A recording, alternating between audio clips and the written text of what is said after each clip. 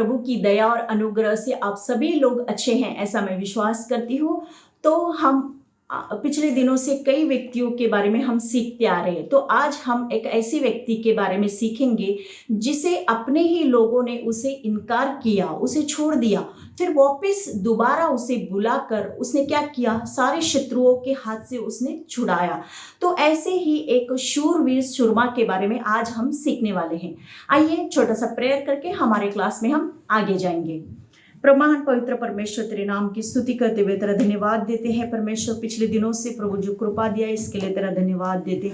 आज का क्लास को भी तेरे हाथ में सौंपते हुए प्रभु बच्चों को भी सीखने के लिए तू मन तू दे परमेश्वर।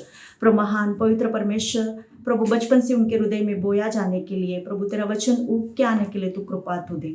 मुझे भी सिखाने के लिए तेरा पवित्र आत्मा सहायता और मदद कर। सारा महिमा गौरव आदर तुझे देते हुए यीशु के नाम से मांगते पिता, आमेन। लेसन नंबर 13, इप्ता। इंग्लिश इसमें जप्ता भी कहते हैं। तो इस नाम का अर्थ होता है जो खोलता है, वन हु ओपन्स। तो बाइबल भाग में से रीडिंग पोर्शन हम देखेंगे कि न्यायों की किताब 11 अध्याय और 12 अध्याय का 1 से लेके 7 वचन तक, जजेस chapter 11 and 12 chapter verse 1 to 7, इन सारे अध्यायों को आप अच्छी तरह से पढ़ने से आपको ये लेसन समझ में आएगा। तो इस लेसन का आधारित मेमोरी वर्स हम देखेंगे। पहला करंती पहला अध्याय का 27 से 29 वचन तक। परंतु परमेश्वर ने जगत के मूर्खों को चुन लिया है कि ज्ञानवानों को लज्जित करे, और परमेश्वर ने जगत के निर्बलों को चुन लिया है कि बलवानों को लज्जित करे, और परमेश्वर ने जगत के नीच और तुच्छ को वरन जो है भी नहीं उनको भी चुन लिया कि उन्हें जो है व्यर्थ ठहराए, ताकि कोई भी प्राणी परमेश्वर के सामने घमंड न करने पाए। 1 Corinthians chapter 1 verse 27 to 29. But God has chosen the foolish things of the world to put to shame the wise, and the God has chosen the weak things of the world to put to shame the things which are mighty, and the base things of the world, and the things which are despised God has chosen, and the things which are not, to bring to nothing the things that are, that no flesh should be glory in his presence. इस lesson का मुख्य उद्देश्य कुछ 2 point है। तो सबसे पहला है, परमेश्वर मनुष्य के सामने जो निकम्मे और जो तुच्छ लोग हैं, ऐसे लोगों को परमेश्वर चुनता है और अपनी अनुग्रह देता है, और जो उन लोगों का उद्धार करने के बाद उनको सही समय पे उन्हें खड़ा करता है। और नंबर 2 है, परमेश्वर ने किए हुए सारे भलाइयों के लिए हम उसका आदर करना चाहिए, और जो परमेश्वर के पास हमने जो मन्नत मानी है उसको हम पूरा करना चाहिए। तो इस लेसन के ये कुछ मुख्य उद्देश्य है। तो बच्चों लोग, हमने लास्ट लेसन में सीखा था कि गिदोन इस कनान देश में प्रवेश होने के बाद, मतलब सारे इजरायली लोग कनान देश में प्रवेश होने के बाद, और इजरायली लोगों ने क्या किया कि उन लोगों ने पाप करने के कारण और जीवित परमेश्वर को छोड़ देकर उस देश के जो बाल और अष्टारक देवताओं की वे लोग उपासना करने लगे। इस प्रकार से उन लोग फिर से दोबारा गुलामी में जाने के बाद मिद्यानियों के हाथ में गए। तब उन लोगों को किसने छुड़ाया? गिदोन ने छुड़ाया। तो वो इजरायलियों का न्यायी था। तो उस समय में मिद्यानियों के हाथ से छुड़ाने के बाद इजरायली लोग 40 वर्ष तक शांति और आराम के साथ जीवन बिताए। तो इस प्रकार से वहां पे पुरनियों और न्यायियों के मृत्यु के बाद फिर से इजरायली लोगों ने क्या किया? जीवित परमेश्वर को, उन लोग जिसने मिस्र की गुलामी से छुड़ाकर उन लोगों की यात्रा में साथ रहा हुआ, उस परमेश्वर को भूलकर उन लोग ने वापस पाप किया। मतलब उन लोगों ने मूर्ति पूजा करके परमेश्वर को और ही बहुत ही क्रोध दिलाते हुए इस प्रकार का पाप के कारण परमेश्वर ने उन लोगों को शत्रुओं के हाथ में सौंप दिया। तो इस प्रकार का ये जो साइकिल है ये 300 वर्ष तक चलता रहा। तो हर एक समय में एक एक न्यायियों को खड़ा करता था। फिर वापस इजरायली लोग पाप करते थे, पाप के गुलामी जाते थे। फिर वापस परमेश्वर को उन लोग दुहाई देते थे, चिल्लाते थे कि हमको इस कष्ट से, पाप से हमें बचाव करके। तब परमेश्वर उन लोगों को न्यायी समय समय के अनुसार उनको देकर उनको गुलामी से छुड़ाता था। तो बच्चों लोग, हम लोगों ने पिछले दिनों से हम विश्वास के वीर लोगों के बारे में हम सुनते आ रहे, जैसे कि अब्राहम, इसहाक और याकूब, और उसके बाद मूसा ने भी विश्वास के साथ फारो का पुत्र कहलाने का उसने इनकार करके इजरायली लोगों के साथ उसने दुख उठाना पसंद किया। और उसके बाद उसने क्या किया, फिर यहोशू और कालेब ने भी विश्वास के साथ उस कनान देश में जो न देखा हुआ उस देश के लिए उन लोग विश्वास के साथ यात्रा किया और उस देश में उन लोग प्रवेश हो गए। उन लोगों को विश्वास के वीर लोग कहते हैं। आज हम विश्वास के वीर में से और एक व्यक्ति के बारे में सीखने वाले जिसका नाम है इप्ता। तो ये विश्वास विश्वास बोलने से क्या, तो बच्चों लोग आप लोगों को मैं एक बात समझाती हूँ कि इस मुट्ठी में क्या है कि एक कॉइन है। मैं आपको कह रही हूँ कि मेरे मुट्ठी में कॉइन है। इस बात के लिए आपने क्या किया, विश्वास किया, देखा नहीं, सिर्फ मैंने कहा हुआ बातों के ऊपर आपने विश्वास किया। क्या विश्वास किया, जब वो मुट्ठी खोलेगी तब हमें कॉइन दिखाई देगा। तो ये इस बात को विश्वास कहते हैं। तो आप लोग क्या आशा धरे कि जब वो मुट्ठी खोलेंगे तब हम उस कॉइन को जरूर देखेंगे। तो इसी आशा से हम लोग क्या कर रहे हैं, आप लोग इंतजार कर रहे हैं। तो इसी को क्या कहते हैं, विश्वास कहते हैं। तो जब मैंने मुट्ठी खोला तब आप लोगों को क्या दिखाई दिया, कॉइन। तो इसी बात को, जो न देखा हुआ बात के ऊपर आपने विश्वास किया और जब उसने देखा, आशा धर के आपने देखा, उसी को आप लोग क्या कहते हैं, विश्वास कहते हैं। तो इसी प्रकार से विश्वास लोगों की एक लिस्ट में गिदोन और इप्ता भी आते हैं। तो परमेश्वर ने गिदोन के बाद उसके पुत्र अबीमेलेक और तोला, याईर, इप्ता ये इजराइल का 9वां न्यायी है। तो उन दिनों में इजरायली लोगों को एमोरी लोगों के द्वारा बहुत ही सतावट और कष्ट उनको उठाना पड़ा। तो इसके लिए इजरायली लोगों को उन लोगों के हाथ से छुड़ाने के लिए इप्ता को बुलाया। तो अभी हम देखेंगे कि उस कनान देश में और कौन सी जातियां रहते थे। तो मतलब कि मोआबी लोग बोलने से ये जो लूत की सबसे बड़ी बेटी के जो संतान है उसको मोआबी लोग कहते हैं। और जो छोटी बेटी है उस बेटी के द्वारा बेन्यामीन का जन्म हुआ और बेन्यामीन से अमोनी का जन्म हुआ। तो उस लोगों को अमोनी लोग वहां पे बसे हुए थे। तो उन लोगों की ये 10वीं पीढ़ी, तो मोआबी और अमोनी लोगों की ये 10वीं पीढ़ी वहां पे रहा करती थी। तो ये लोग इजरायली लोगों को सताया करते थे। तो इजराइल के 12 गोत्र थे। तो 12 गोत्र में से जो यूसुफ के 2 पुत्र थे, तो मनशे और एप्रेमी। तो मनशे का पुत्र माकिर हुआ और माकिर से गिलाद उत्पन्न हुआ। तो गिलाद, उसके नाम से ही उस स्थान का नाम गिलाद रखा गया। तो इस प्रकार से वहां पे गिलादी लोग वहां पे रहा करते थे। तो अभी हम देखेंगे कि इप्ता के पिता का नाम भी गिलाद है। और यारदेन के पास वाले जो लोग यारदेन के पास रहते हैं, गिलाद पर्वत के पास, उन लोगों को भी गिलादी कहते थे। तो हम देखेंगे कि इप्ता के पिता का नाम गिलाद है और गिलाद अपनी पत्नी और बच्चों के साथ वो रहा करता था। और इप्ता की माँ एक वेश्या थी, इसके लिए उसके भाई लोगों ने और उसके सारे लोग मतलब घर से बाहर उसे निकाल दिया गया।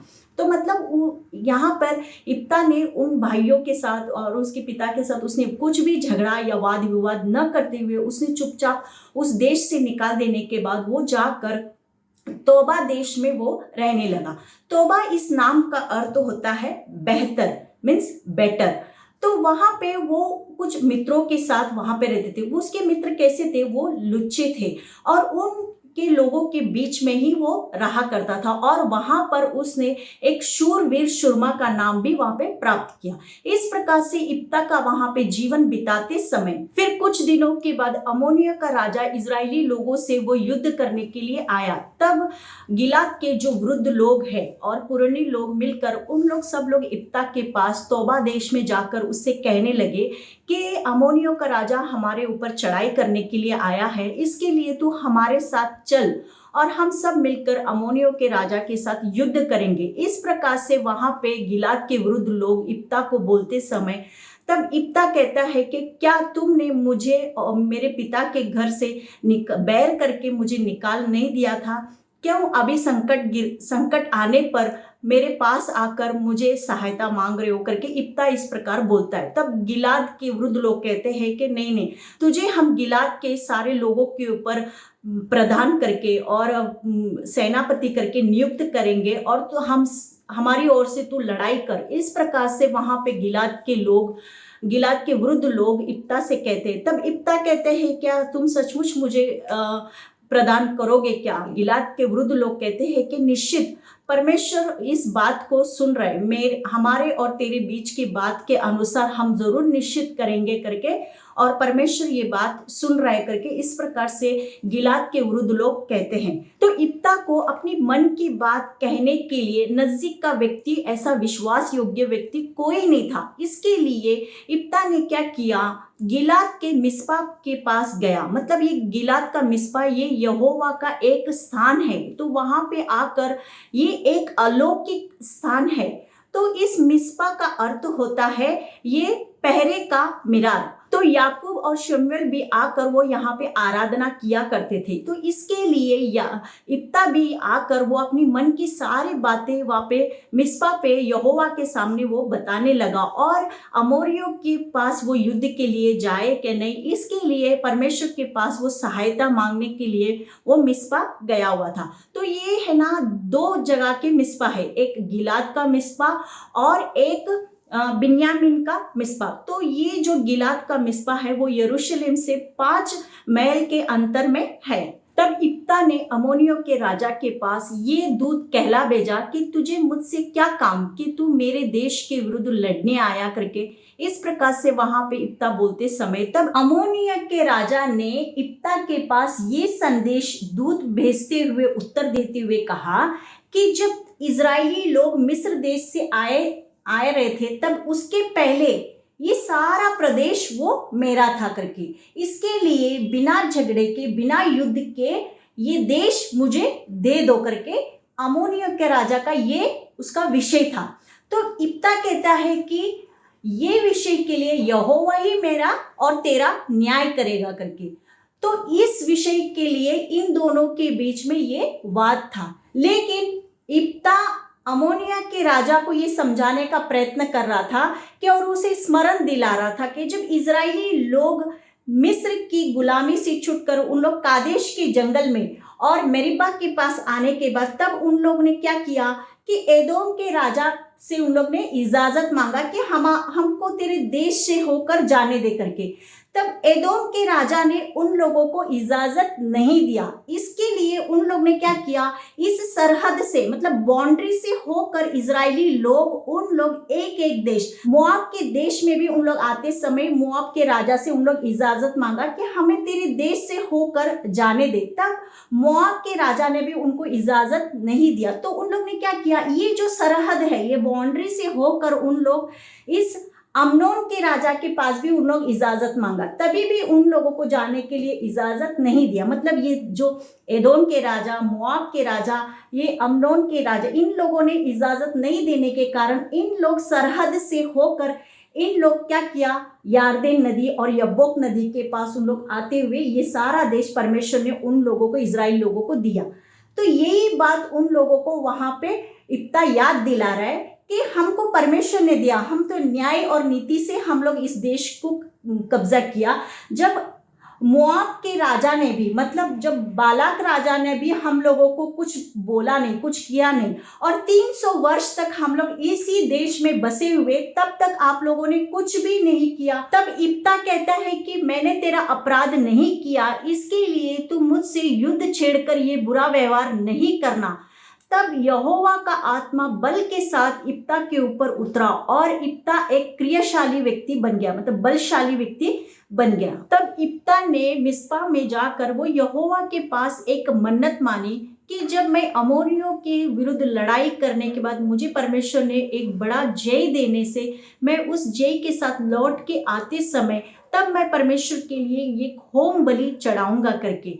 तब उसने क्या कहा कि जब मैं जय प्राप्त करके मैं वापस अपने घर लौटूंगा कुशल क्षेम के साथ, तब मेरे घर से जो प्रथम आए हुए व्यक्ति को मैं परमेश्वर के लिए होम बलि चढ़ाऊंगा करके। इस प्रकार से वहां पे इप्ता ने मन्नत मानी। तब उन दिनों में होम बलि चढ़ाना बोलने से बच लो, तो बलि चढ़ाना तो किसी पशु का या पक्षी का होम बलि चढ़ाया करते थे। मतलब पशु में से गाय, बैल या भेड़ बकरी का, और पक्षी में से बोलने से कबूतर का इस प्रकार से परमेश्वर के लिए होम बलि चढ़ा के परमेश्वर को एक सुखदायी सुगंध हवन उन लोग करते थे। तो ये मन्नत मानकर वो चले गया और परमेश्वर ने उसे एमोरियों के ऊपर बड़ा विजय प्राप्त होने के बाद वो उस जय के साथ, मतलब वो कम 20 शहरों के ऊपर उसने जय प्राप्त करके सारे गिलाद में वापस अपने घर लौटते समय सारे लोग बड़े जल्लोष के साथ, बड़े उत्साह के साथ उन लोग आनंद मनाते समय, तब ये खबर उनके घर वालों को भी पता चलने के बाद घर के लोग भी, पूरे सारे सदस्य लोग भी आनंदित हुए। तब इप्ता वहां से आते समय तब उनके घर में से उसकी बेटी बड़े आनंद के साथ और डफ लेते हुए, नाचते हुए वो घर के द्वार से वो बाहर निकली और जब इप्ता को उसने देखा तब इप्ता ने भी उसे देखकर उसने अपने वस्त्र फाड़ लिए और वो कहने लगा, हे मेरी बेटी, तूने मुझे बहुत ही दुख दिया और मेरा कमर टूट गया करके। तो लेकिन बच्चों लोग यहाँ पे इप्ता ऐसा प्रकार क्यों बोला, क्योंकि वो तो एक आनंद का माहौल था, वो खुशी का माहौल था और यहाँ पे इप्ता एक दुख व्यक्त कर रहा है और आनंद भी उसको है। तो यहाँ पे क्या कह रहा है कि क्योंकि इप्ता ने क्या किया, उसने मन्नत मानी थी कि जो कोई मेरे घर से प्रथम वो द्वार से निकलेगा उसे मैं होम बलि चढ़ाऊंगा। तो इसका मतलब अभी इप्ता को और दूसरे कोई बच्चे नहीं थे, इप्ता की बेटी एक एकलौती बेटी थी। इसके लिए अभी इप्ता के मन में एक दुख है कि मेरी बेटी को परमेश्वर के लिए मैं होम बलि चढ़ाऊंगा करके। तो ये बात जब वो बहुत ही खेदित हुआ मन में, तब इप्ता की बेटी ने पूछा, क्या पिताजी इतने आनंद के समय आप क्यों इतने उदास है करके। तो पूछते समय तब इप्ता ने अपनी बेटी को सारे बातें बता दिया कि इस प्रकार से मैंने परमेश्वर के पास मिस्पा पे मैंने मन्नत मानी थी कि जो कोई प्रथम द्वार से आएगा उसको मैं होम बलि चढ़ाऊंगा। तब इप्ता भी आनंद के साथ कहा कि पिताजी आपने जो मन्नत मानी है उसे वो पूरा कीजिए करके। तो इसके लिए मुझे सिर्फ 2 महीने का अवकाश दीजिए, मतलब 2 महीने का सिर्फ मुझे समय दीजिए, मैं वापस आऊंगी करके। तब उसने कहा कि इप्ता ने कहा ठीक है करके उसको परमिशन दिया। तब इप्ता की बेटी ने अपनी सहेलियों के साथ 2 महीने वो पहाड़ों पे अपने कुंवारीपन का दुख व्यतीत करते हुए 2 महीने के बाद लौट के आई। तब उसने कहा कि पिताजी आपने जो मन्नत मानी थी वो पूरा कीजिए। तो बच्चों लोग यहाँ पे उसने मन्नत मानी मतलब क्या, अभी मनुष्य का होम बलि लेने वाला परमेश्वर है क्या? नहीं। तो जिस प्रकार से अब्राहम ने अपने एकलौते पुत्र को वो होम बलि चढ़ाया था, तब तक परमेश्वर ने वहां पे उसकी परीक्षा ली थी। लेकिन जब उसने वो चाकू उठाया तभी परमेश्वर ने उसका प्रबंध किया था, कहा कि देख तेरे वो इसहाक को तू चढ़ाना नहीं, उसके बदले एक मेंढक को वह उस होम बलि के लिए तू चढ़ा करके।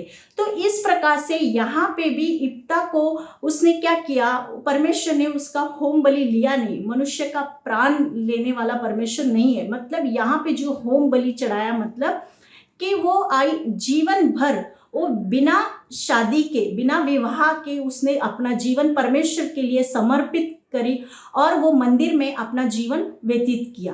तो इस प्रकार से उसने इप्ता ने अपनी बेटी को परमेश्वर के लिए होम बलि करके उसने चढ़ाया, मतलब परमेश्वर के लिए एक अर्पण किया, परमेश्वर के लिए उसने समर्पण किया।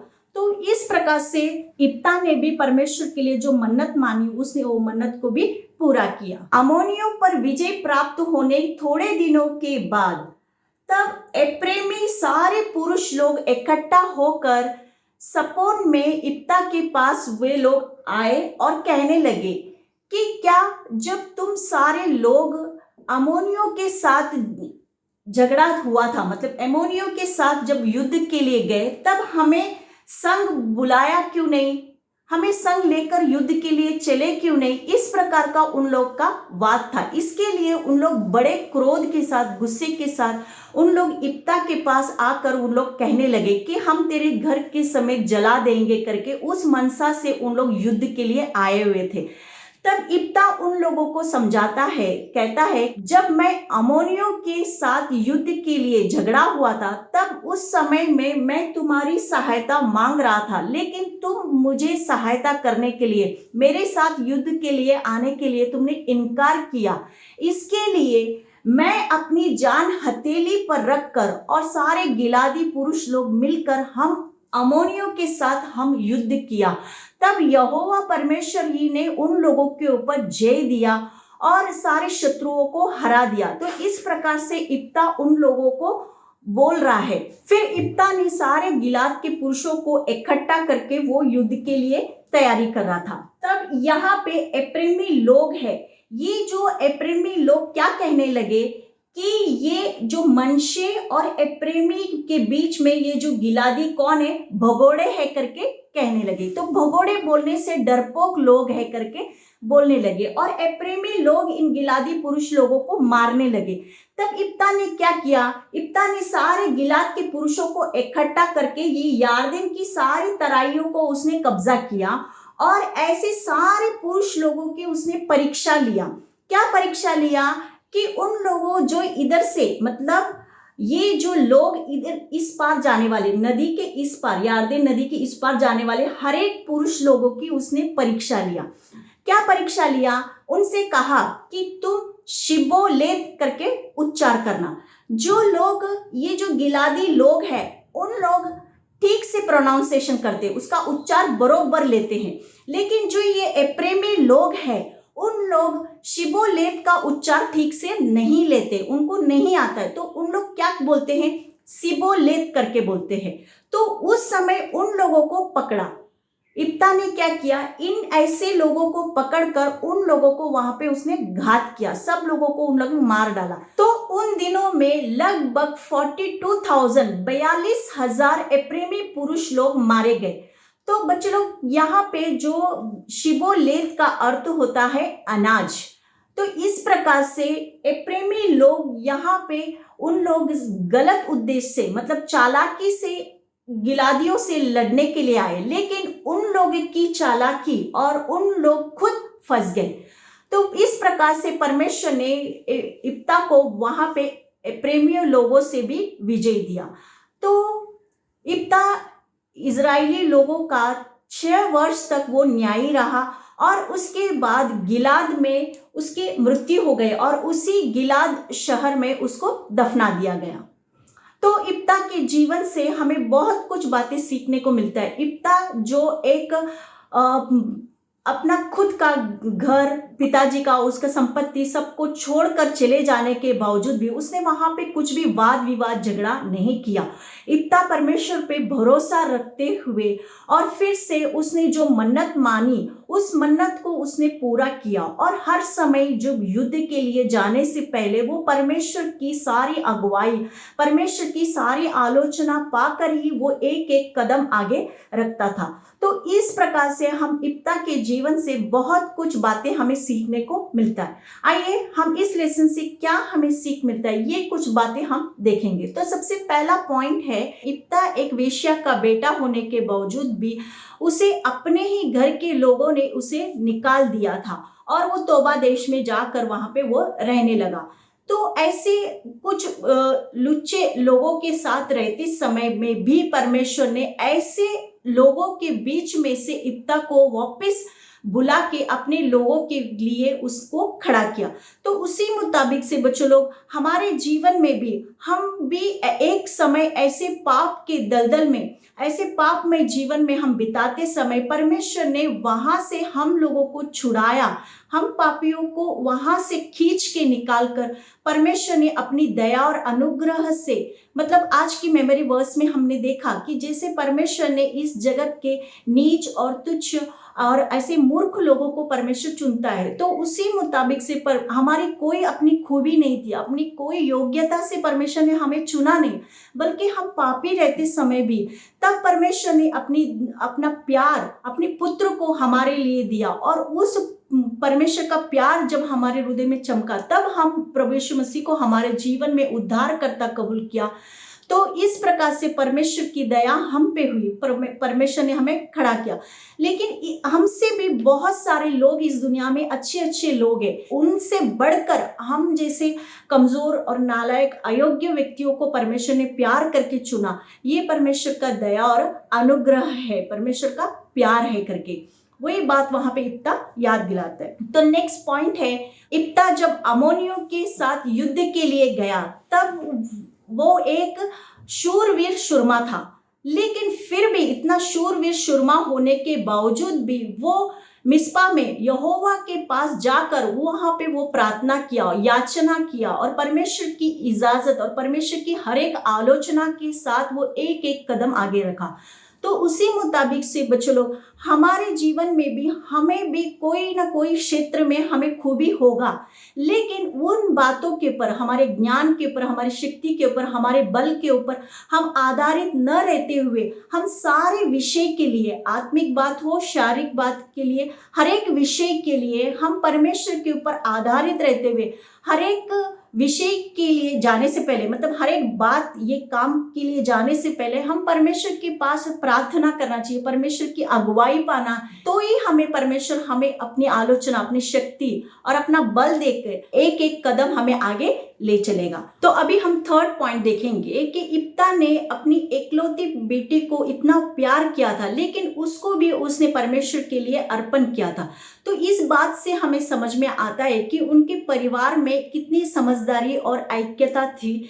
तो उसने भी पिता की बात, जो मन्नत मानी पिता, वो उस मन्नत को पूरा करने के लिए उसने अपने आप को भी समर्पण किया। तो उसी मुताबिक से बच्चों लोग, हमारे जीवन में भी हम भी हमारी जो प्यार करने वाली चीज है, वो कोई भी वस्तु होने दो या कोई भी चीज होने दो, उनको भी हम प्यार न करते हुए वो भी हम परमेश्वर के लिए अर्पण करना चाहिए। तो ये बात हम परमेश्वर के लिए क्या होगा, एक सुखदायी सुगंध होगा। तो मतलब हमारे जीवन में हम सबसे पहला स्थान हम परमेश्वर को देना चाहिए। मैं आशा करती हूँ आप लोगों को ये लेसन अच्छी तरह से समझ में आया। डिस्क्रिप्शन बॉक्स में दिए हुए इस लिंक के अनुसार वहाँ पे डाउनलोड करने से आप लोगों को एक वर्कशीट मिलेगा। उस वर्कशीट में कुछ क्वेश्चन आंसर्स और एक्टिविटी दिया, वो आपके नोटबुक में लिख के लीजिए। आइए छोटा सा प्रेयर करके हमारे क्लास को हम समाप्त करेंगे। प्रमाण पवित्र परमेश्वर, तेरे नाम की स्तुति करते हुए तेरा धन्यवाद देते हैं परमेश्वर, जिस प्रकार से तूने इप्ता के जीवन में प्रभु उतने पड़े हुए स्थिति में से भी तू उसे वापस दोबारा अपने लोगों के बीच में लेकर आके उसे खड़ा किया। उस तेरे महान प्यार के लिए तेरा धन्यवाद देते हैं परमेश्वर। उसी मुताबिक से हमको भी परमेश्वर इस जगत के कीचड़ में पड़ते समय, परमेश्वर पाप में जीवन में रहते समय, तेरा महान प्यार परमेश्वर हम पे प्रकट करके तो दोबारा अपने लोगों के बीच में हमें लेकर आया। इसके लिए तेरा धन्यवाद देते हैं परमेश्वर। तेरे एक शरीर बना के परमेश्वर प्रभु महान तेरे नाम का महिमा तो करके लेता है। इसके लिए तेरा कोई भी योग्यता न रहते हुए हम कमजोर निर्बल लोगों को तो खड़ा करता है परमेश्वर। इस तेरे महान प्यार के लिए तेरा धन्यवाद देते हैं परमेश्वर। बच्चे लोग को भी बचपन से इसी मुताबिक से तेरे डर और प्यार में बढ़ने के लिए तूने कृपा तू दी। आगे का सारा समय तेरे हाथों में सौंपते हुए यीशु के नाम से मांगते पिता, आमीन।